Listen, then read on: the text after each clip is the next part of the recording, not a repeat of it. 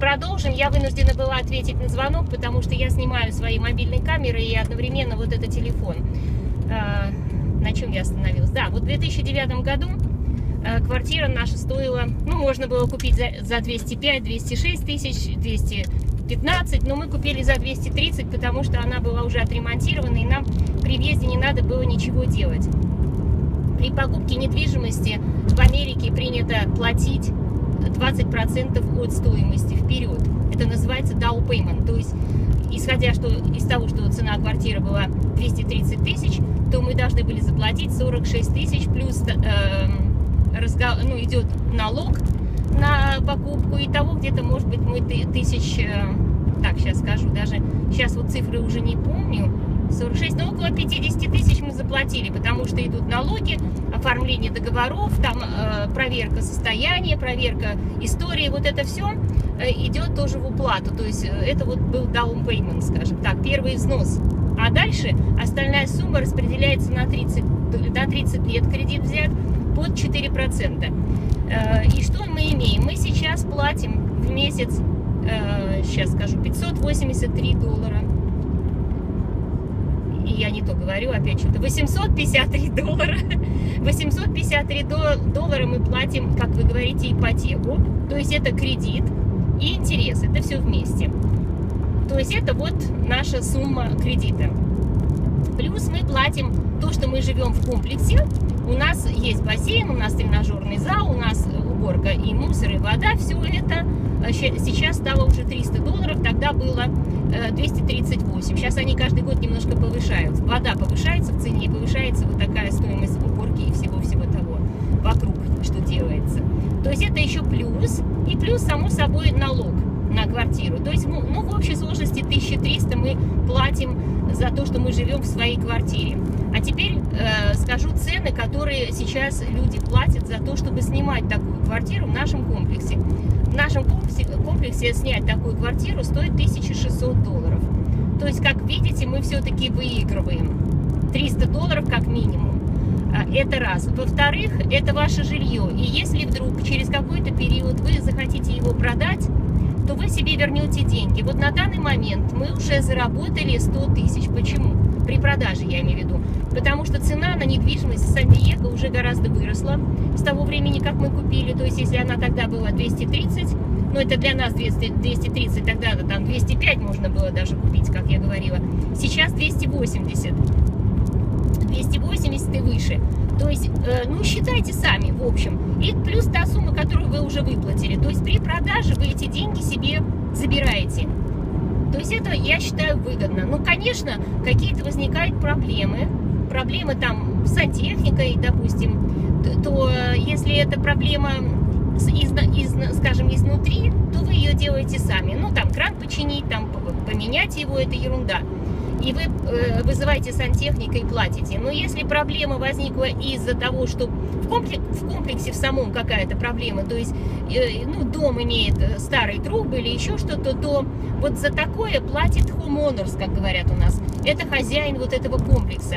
То есть вы звоните, вот этот бордер называется, и говорите, что у вас такая-то проблема. И это называется иншуренс вашего комплекса. Иншуренс – это страховка на вот такие вещи. То есть мы платим там $104 в год на страховку, и таким образом имеем вот защиту. То есть если, допустим, вот наши соседи в прошлом, где-то позапрошлом году, что ли, наши соседи нас затопили. Ну, соседи, которые справа, у них что-то там в ландере случилось в стиральной комнате, и от них к нам пошла вода в спальную комнату, нас залило буквально, вот у нас хлюпала вода под ногами, то есть мы ходили по карпету, еще тогда был карпет, это ковровое покрытие, ходили и булькали, как говорится. Так вот, когда мы вызвали хозяина вот этого комплекса, это комиссия, они оценили все, насколько нанесен нам ущерб, потому что мы тоже понесли ущерб, мебели, там еще что-то, да. Так вот, это покрывает все, ну, скажем, возвращает вам деньги на ремонт, на восполнение ваших потерь, вот эта страховая компания от комиссии. То есть, в принципе, мы даже на этом немножко заработали, скажу.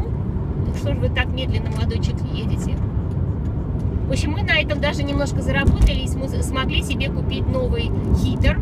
Ну, вода горячая с помощью отопительного специального бака, поэтому вот мы купили себе хитер новый. Это оставшиеся деньги. Плюс мы полностью отремонтировали себе там новую стену, буквально нам ее разрушили.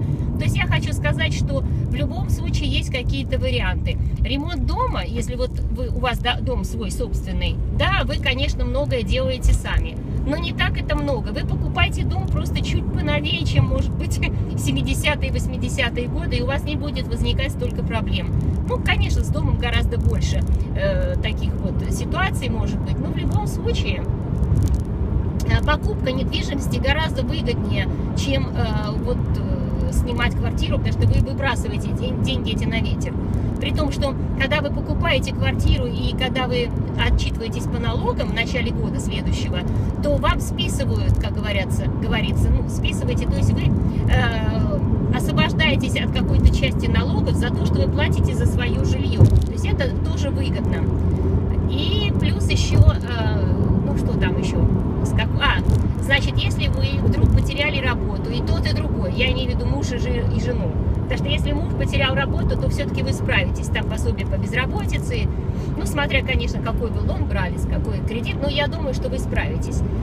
Так вот, если оба вдруг потеряли работу и надо платить за жилье, а дом дорогой, то вы можете пойти на short sale, называется, на быструю продажу, то в этом случае дом продается за стоимость, которую вы должны банку.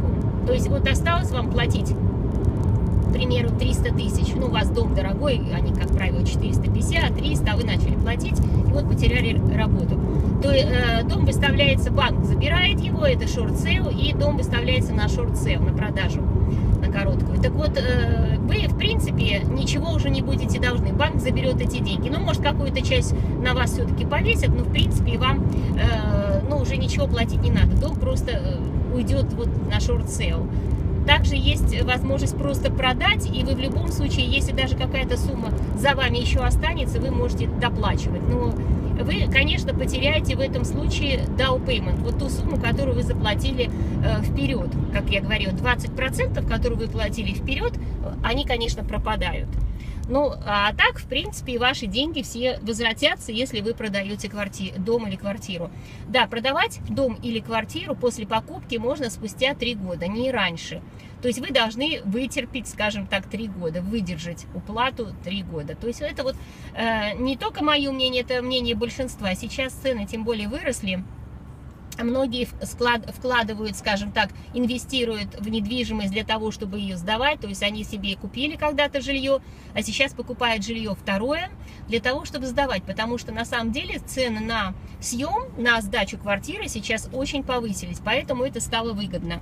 Наверное, вынуждают на дальнейшие покупки. Сейчас рынок у нас улучшается и вынуждает людей покупать квартиры. Я надеюсь, на этот вопрос я ответила. А теперь продолжим на другой вопрос.